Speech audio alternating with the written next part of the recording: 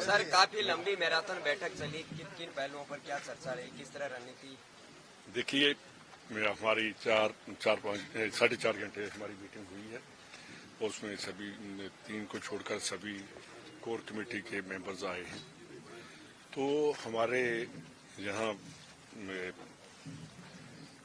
CM साहब खड़े हैं, अध्यक्ष जी हैं और सभी मेंबर कोर कमेटी के सभी हम खड़े हैं।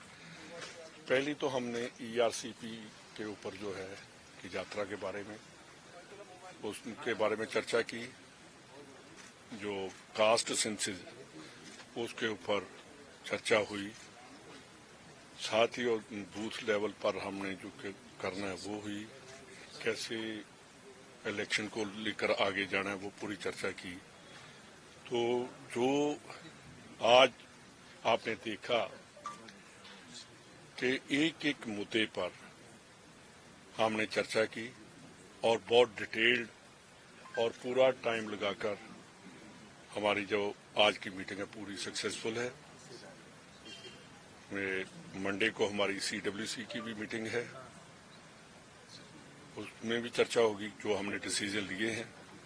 तो मेन जो डिसीजन हुए हैं वो चीफ मिनिस्टर साहब आपको बताएंगे कि जो इन्होंने हमने इम्प्लीमेंट करने हैं, इम्प्लीमेंटेशन इनका ये आपको कहेंगे। बहुत अच्छी मीटिंग रही।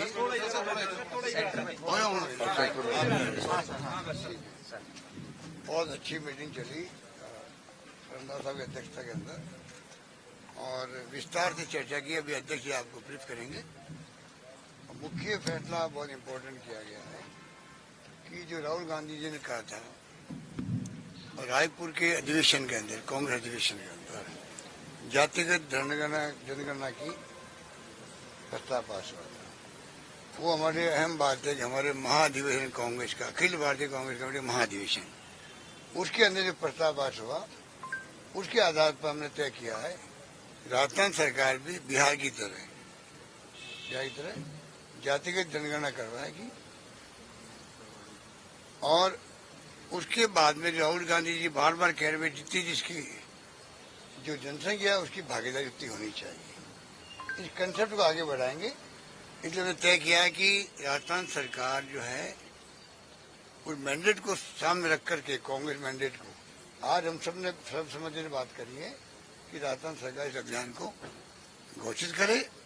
हमारी जो मंशा है पार्टी की वो सामने लाए। तो मैं आपको कहना चाहूँगा, हमने फैसला कर लिया है कि सरकार इसका आदेश जारी करेगी कि जनसंख्या जाति वाइज बिहार के पैटर्न पर भी, क्योंकि इसमें संविधान की कई बात आती है, सुप्रीम कोर्ट तक भी इसमें अपने कमेंट दे चुके हैं। उन सब बातों का ख्याल रखते हुए हम जनगणना जाति वाइज करवाना शुरू करेंगे। और सबसे बड़ी बात है कि ये जनगणना होना इसलिए आवश्यक है जिसे सरकार अपनी योजना बनाते वक्त ध्यान रख सके। सोशल सिक्योरिटी की बात करते बार बार, वो तभी लागू हो सकती है तो मालूम पड़े कि जाति वाइज क्या स्थिति है, क्या उनके लिए योजना बन सकती है। क्योंकि देश के अंदर विभिन्न जाति है, विभिन्न धर्म के लोग रहते हैं, जातियां अलग अलग काम करती है। तो अगर मालूम पड़ेगा कि जाति की कितनी जनसंख्या है, उसकी जाति की जो बैकग्राउंड है, जैसे कोई कारपेंटर है, सुतार है, विश्वकर्मा है, तो मालूम पड़ सकता है हमें क्या योजना इनके लिए बनानी है। आसानी हो जाएगी हमारे लिए किस प्रकार से जाति वाइज जो बैकग्राउंड उनका है उसके अकॉर्डिंग स्कीम बना सके। ये फैसला किया भाई अध्यक्ष जी आपको ब्रीफ करेंगे। आपको वो फैसला खबर आई है क्या? उससे क्या फर्क पड़ेगा? चुनाव तो एमएलए के भी होते हैं, एमपी के भी होते हैं। जिस दिन आचार संहिता लगती है उसकी 11 बजे तक देश का प्रधानमंत्री भी तरह तरह की घोषणाएं करता है, कैंपेन करते हैं, संविधान में है, कैंपेन करते हैं। अभी जो कोर कमेटी की आदरणीय रंधावा साहब की अध्यक्षता में जो मीटिंग हुई है उसमें बहुत विस्तार से हर चीज के ऊपर चर्चा हुई है। हमारा जो प्रमुख कैंपेन चलेगा बूथ वाइज, हर बूथ के अंदर कांग्रेस के कार्यकर्ता संगठन की तरफ से, उसमें हमारा जो नारा होगा, जो हमारा कोटेशन होगा, हमारा जो होगा वो होगा काम किया दिल से कांग्रेस फिर से, क्योंकि ऐतिहासिक काम हुए हैं। पूरे देश में किसी भी स्टेट में इस तरीके की 10 तरीके की गारंटियां होना, और आखिरी बजट जो आज तक के इतिहास में कभी भी 20% से ज्यादा स्वीकृतियां नहीं निकलती थी, आज 90% से ज्यादा स्वीकृतियां निकल करके वर्क ऑर्डर जारी होके काम चालू हो गए हैं। मैं समझता हूं कि 70 साल के इतिहास में इस तरीके की सरकार ने आखिरी बजट को इस तरीके से इम्प्लीमेंट नहीं किया जो हमने किया है, और इसका पूरा प्रभाव है हर वर्ग, हर गांव, गली, मोहल्ला, सब जगह एक ही बात है कि कांग्रेस की सरकार रिपीट होगी। ईआरसीपी जो हमारा हक है, इसके लिए केंद्र की मोदी सरकार आज कुछ भी नहीं कर रही है। मोदी जी ने खुद ने यह तय किया था, घोषणा की थी जयपुर में और अजमेर में कि ईआरसीपी को राष्ट्रीय परियोजना घोषित करेंगे। केंद्रीय जल संसाधन मंत्री हमारे यहाँ का होने के बावजूद उनका ये कहना कि आप तो सरकार बना दो भारतीय जनता पार्टी की और हम 40,000 करोड़ रुपए ईआरसीपी के दे देंगे, इसका मायना ये हुआ कि वो केवल सत्ता के लालची भेड़िए हैं। मैं कहना चाहूंगा फिर, वो केवल सत्ता के लिए काम करते हैं और हम जनता के लिए, उनकी सुख सुविधाओं के लिए, उनके कल्याण के लिए काम करते हैं। उनमें बेसिक और हमारे में इतना फर्क है।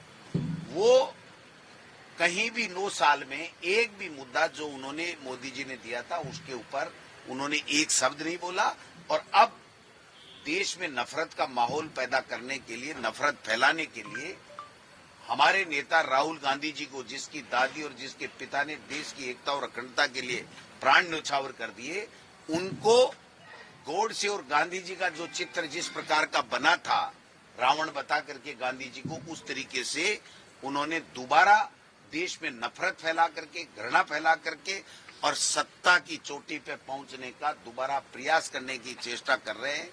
राजस्थान में भारतीय जनता पार्टी पूरी तरीके से फैल हो चुकी है, एक्सपोज हो चुकी है, न वो टिकट बांट रहे हैं।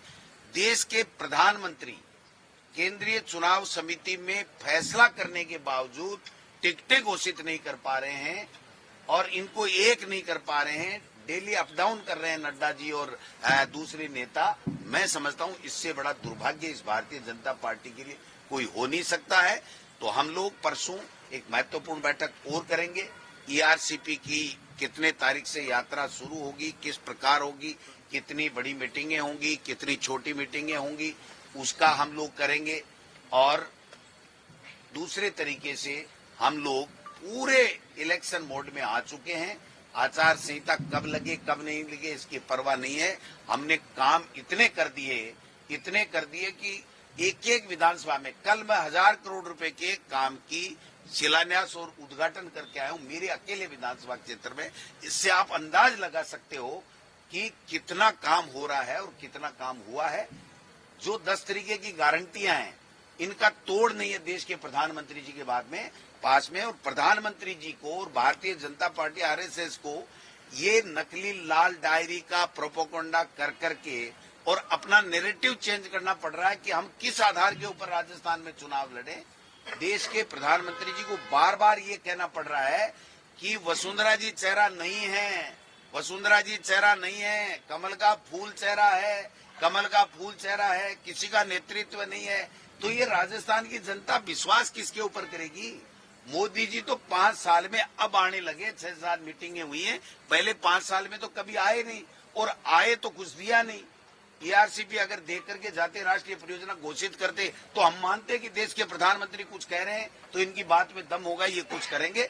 इसलिए मैं इतना कहना चाहता हूं कि हमारी कमेटी ने सर्वसम्मति से फैसला किया है कि हम पूरे गांव-गांव, ढाणी-ढाणी, बूथ-बूथ में हमारी सरकार की जो फ्लैगशिप योजनाएं हैं, हमारे जो काम हैं, हमारा जो घोषणा पत्र का इम्प्लीमेंटेशन जो है, उसको लेकर के जाएंगे और भारतीय जनता पार्टी और मोदी सरकार की जो गलत नीतियां, किसान 3 काले कानून हो, चाहे नोटबंदी हो, चाहे महंगाई कम नहीं कर पाए हो, चाहे और कोई बेरोजगारी नहीं कम कर पाए हो, चाहे चाइना की जमीन जो कब्जा कर लिया चाइना ने, वो उस पर कुछ नहीं कर पाए, इन सब चीजों को भी हम साथ में उजागर करते हुए हमारा कैंपेन करेंगे। ये बात हम ईआरसीपी की परसों हमने महत्वपूर्ण 13 जिलों के जो हमारे प्रमुख नेता हैं उनको बुलाई है और परसों ही हम जल्दी डेट घोषित कर देंगे और पूरा प्लान आपको मीडिया के सामने रख देंगे कि हम इस तरीके से इन जिलों में ये कार्यक्रम करने जा रहे हैं। तो इस बार का चुनाव मोदी वर्सेज अशोक गहलोत होने वाला है? मोदी वर्सेज नहीं, इस बार का चुनाव होने वाला है कांग्रेस की सरकार की ऐतिहासिक जन कल्याणकारी योजनाएं और मोदी सरकार की, देश में मोदी सरकार के जो वादे किए थे उसकी विफलताएं। लिस्ट कब जारी हो रही है? सर उम्मीदवारों की लिस्ट पहले बीजेपी ने जो एक्सरसाइज कर ली उसकी तो करवा लो।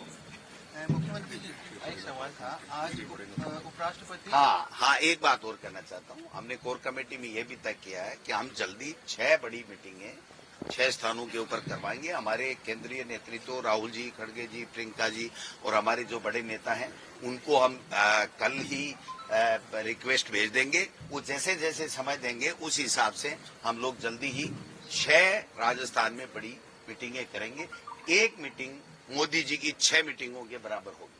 डोटासरा जी, आज लक्ष्मणगढ़ में थे उपराष्ट्रपति, उन्होंने फिर वही बात कही है, मुख्यमंत्री जी ने जो बात कही थी कि लगातार जो दौरे उठे थे उस पर सवाल उठाए थे। उन्होंने कहा मैं संवैधानिक पद पर हूँ, मुझको राजनीति में क्यों घसीटा जा रहा है? नहीं घसीटा जाना चाहिए। तो पहले भी तो उपराष्ट्रपति तो रहे ही हैं, राष्ट्रपति तो रहे ही हैं और मैं समझता हूं कि इतना बुद्धिमान वकील आदमी वकालत छोड़ने के बाद में और इतने संवैधानिक पद पे जाने के बाद में अगर इस तरीके से गोलमाल जवाब दे तो हमारा सीना फूला था। मुख्यमंत्री जी ने कईयों को अच्छा लगा भी नहीं था। मैं साफ कह देता हूं कि आप साहब ये तो बीजेपी के थे, आरएसएस के थे, इनका क्यों कर रहे हो? लेकिन ये मुख्यमंत्री पास में खड़े हमारे मुख्यमंत्री जी ने कहा हमारा गौरव का विषय हमारे लिए कि स्वागत है कि हमारा यहाँ का राजस्थान का जो असेंबली का भी मेंबर रहा हुआ है, लोकसभा का भी रहा हुआ है, आज हमारा उपराष्ट्रपति है। तो हम तो उसी नजरिए से आज भी देखते हैं।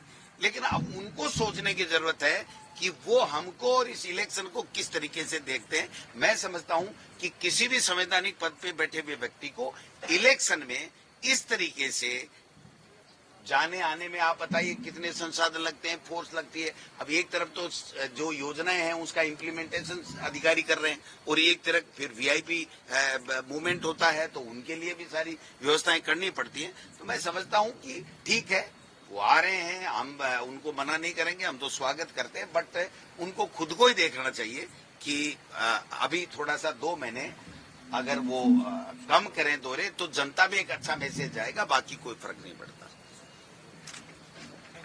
Thank you. ठीक है सर, धन्यवाद। वो आपका धन्यवाद वो तो गया पर वो कुछ साथी हमारे चले गए, इसके आ गया। बंद कर लो। अच्छा, वो डबल मैच में इसके लॉटरी से हट जाएगा। सिंह भी साहब कल आ गया। इसी का जैसे सर वो ऑर्डर आया नहीं अभी, तो सिंह भी साथ तैयारी करेंगे।